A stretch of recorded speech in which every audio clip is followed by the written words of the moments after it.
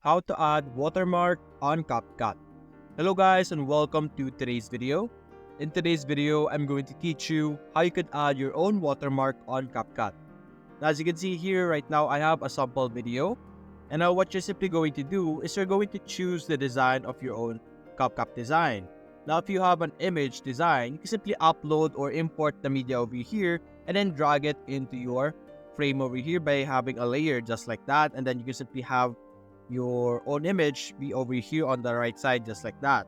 But if you don't have any watermark that is an image, you can simply use the text option over here, click on the default over here, drag it all the way to the duration of your video over here, change it to whatever your company is, let's say just for logo, just like that. Highlight this, we're going to change the color to a different color, just like that. Black, you could change the different styles.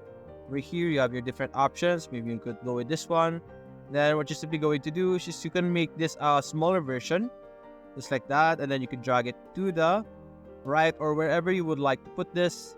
And you can also edit the specific options over here like the opacity, all of those stuff just like this. And that's it guys, that is how you will be able to add your own watermark on Capcut. Hope you enjoyed the video. Thanks for watching.